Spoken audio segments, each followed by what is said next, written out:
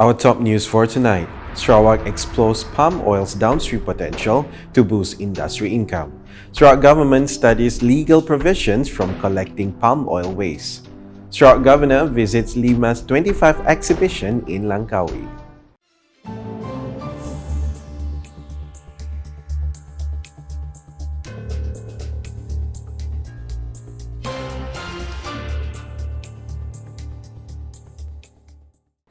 Good evening. The palm oil industry in Sarawak is enhancing its sustainability as it explores options to strengthen its value chain through various downstream activities with high potential. This approach not only adds value to the industry but also contributes to increasing income based on the crop. Sarawak Premier Dato' Patinggi Tan Sri Dr. Abang Abdul Rahman Zohari Tun Dato' Abang Openg said that in the past, the palm oil industry was more oriented towards selling oil. Now, thanks to technological advances, palm oil is also able to produce biofuel for aircraft's use as well as a source of food for livestock. According to him, the initiative is in line with Sarawak's development policy, which is based on the circular economy, an approach that encourages the reuse of materials to reduce excessive waste disposal, which can have a negative impact on the environment. Dan Sarawak sekarang ini menekankan mengenai dengan industri waste to energy. Maknanya daripada sisa akan menjadi bahan yang boleh diperbaharui dan dibeli oleh orang kami dalam bentuk produk yang lain. Ini yang kita nak buat. Dan tadi saya melihat kita ada dua hasilnya, satunya minyak, biofuel, keduanya ialah bahan sisa yang boleh menjadi bahan makanan ternakan, termasuk juga fertilizer. Bermakna kita dapat hasilkan kelapa sawit, minyak kelapa sawit. Yang lainnya kita hasilkan biofuel dan juga bahan makanan ternakan. He said this when speaking at the opening ceremony of the kernel crushing plant in Lubuk Antu on Saturday.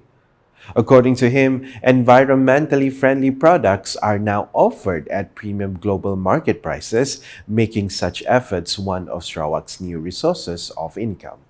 He made it clear that Sarawak is placing great emphasis on the production of environmentally friendly products through circular economy practice that convert waste into downstream products. Regarding other developments, Dato' Patinggi Abang Zohari in a press conference session after the event also suggested that farmers and ranchers in this region continue to explore new ideas in their efforts to add value to existing commodities. If this can be implemented, he explains Sarawak's dream of increasing household income and becoming an exporter of crop products and livestock by 2030 can be achieved. Kebanyakan orang kita mempunyai lebih pada 2 hektar. Dan kalau portion daripada tanah yang di antara pokok kelapa sawit, kerana kelapa sawit ditanam dengan ada infrastrukturnya, ada distance. Dan dia kalau dia tidak menjejaskan, dia boleh ternakkan haiwan. Dan haiwan ini kenanya sekedar makan grazing area, tapi ini boleh di dalam kota bangunan. Dan napier grass dicampur dengan sisa kelapa sawit menjadi bahan makanan yang mempunyai nilai-nilai nutrien kepada ternakan kita. Jadi ternakan kita adalah sehat dan ia akan menambah pendapatan kepada pekebun kita. Jadi dia ada 2 stream, revenue stream ataupun income stream. One is from kelapa sawit, the other is from livestock. The Sarawak government is taking steps to study the legal provisions regarding palm oil waste for the purpose of downstream activities in the region. Dato' Patigi Abang Zohari said he had asked Sarawak Food Industry, Commodity and Regional Development Minister, Dato' Sri Dr. Stephen Rudy Utom, to discuss with Sarawak Attorney General, Dato' Sri Safari Ali, for that purpose. Dan Datuk Seri Rudi akan berbincang dengan program besar mengenai dengan pindaan kepada undang-undang kita supaya kita mendapat menguruskan waste ini yang menjadi pendapatan baru, dan juga daripada waste kita dapat mengeluarkan energi yang, dan dia yang penting hijau, dia hijau, very green. Yes. I think everything. Okay. He explained that this effort is to strengthen Sarawak's role in the circular economy as one of the main sources of income for the region. Explaining further, Dato' Patinggi Abang Zohari explained that Sarawak has 85 palm oil processing plants so far, where the waste will be collected under one processing center to produce biofuel. Di mana kita ada 85 mil, dan mereka boleh bekerjasama bahawa sisa-sisa yang dibuang mereka kita collect semua dalam satu center di mana ia boleh diproseskan untuk mengeluarkan hasil sampingan secara besar. Umpamanya tadi disebut biofuel. Biofuel boleh menjadi asas untuk mengeluarkan SAF, dan SAF ini berkenaan volume.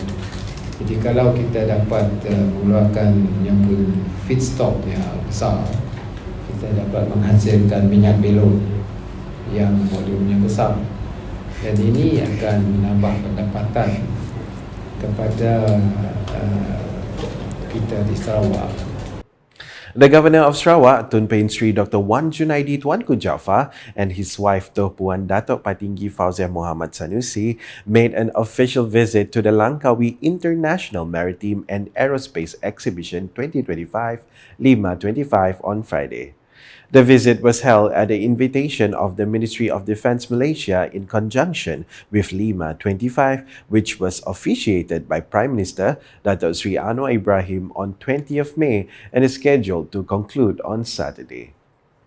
Upon his arrival at the Langkawi International Airport, Tun Pehin Sri Dr. Wan Junaidi and Tuan Puan Datuk Patinggi Fauziah were warmly received by Army Eastern Field Commander Lieutenant General Datuk Muhammad Sofi Muhammad Lepi and his wife Datin Ernie Irawati Rosli, along with senior Royal Malaysian Air Force officers Brigadier General Ramli Muhammad Abdul Jabbar and Lieutenant Colonel Muhammad Shafrin Baba. Also part of the delegation was Sarawak Minister for Tourism, Creative Industry and Performing Arts, Datuk Sri Abdul Karim Rahman Hamzah, accompanied by his wife, Datin Sri Zuraini. The Governor and his entourage were then taken to the Mahsuri International Exhibition Centre for a tour of the various exhibition booths showcasing cutting-edge technologies in the aerospace and maritime sectors. Lima 25, held under the theme Today's Progress, Tomorrow's Achievements, marked its 17th edition and remains the largest maritime and aerospace exhibition in Southeast Asia. The Sarawak government is considering increasing its budget allocation for digital devices such as iPads and laptops for students in response to a growing demand for such tool in education. The Sarawak Premier said this was based on recent findings which reveal a marked preference among students for digital devices over traditional physical textbooks. Kita buat hadiah. Rupa-rupanya anak kita sekarang dia download buku di iPad dan dia membaca buku rujukan dari iPad, dan buku permohonannya amat kurang. Jadi saya madah Noah muka daya tambahlah duit untuk iPad, kuranglah duit untuk InsyaAllah dalam bajet yang akan datang. He said when speaking at the premiere of Sarawak Best Book Award ceremony held in Kuching on Friday. As part of its commitment towards supporting education, the Sarawak government, through Yayasan Sarawak, has introduced the Sarawak Free Laptop Assistance and Sarawak Book Voucher Assistance initiatives aimed at aiding students from B40 households currently pursuing tertiary education. Dato' Patinggi Abang Zohari added that this measure aligns with the state's broader aspiration to eventually provide free higher education. Dato' Patinggi Abang Zohari has encouraged local writers and researchers to produce historical works that reflect Sarawak past from the perspective of its own people. Speaking at the Sarawak Premier's Best Book Award ceremony in Kuching on Friday, he proposed two key topics as potential areas for historical exploration: the story of Bukit Sadok and the role of Rentap, as well as the historical significance of Lidah Tanah and Siniawan, both of which once served as influential administrative centers in Sarawak. Satunya ialah kisah Bukit Sadok dan peranan Rentap.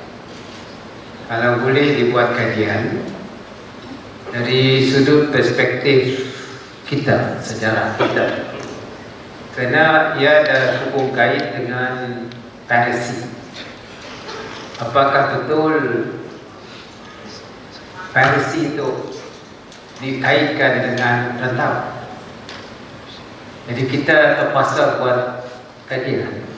Mungkin mauduknya Bukit Sadok, Rentap.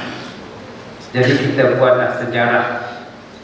On the second proposal, the Premier suggested a study on the areas of Lidah Tanah and Siniawan, which he described as the original seat of power before the advent of Raja James Brooke's administration.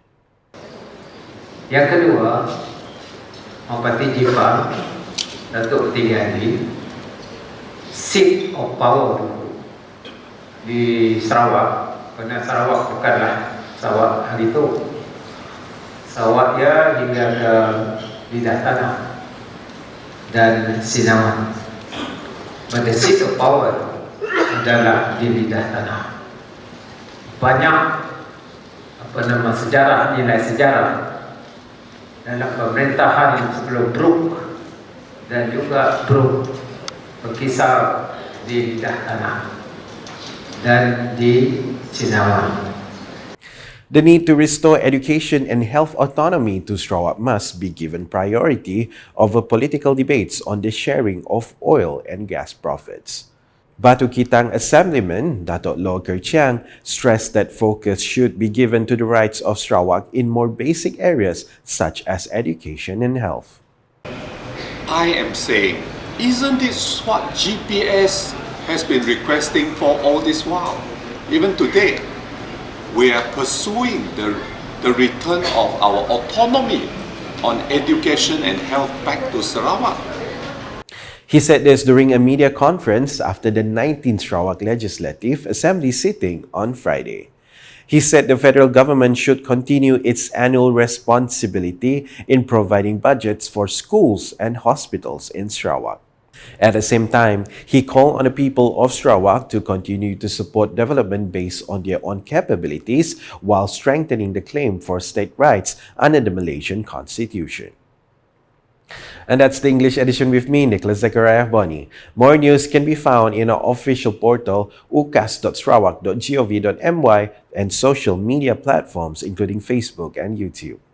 We run up tonight's UCAS Bulletin with highlights of the opening ceremony of the kernel crushing plant factory in Lubak Antu on Saturday. Hashtag Salaran Informasi Rakyat. Have a good night.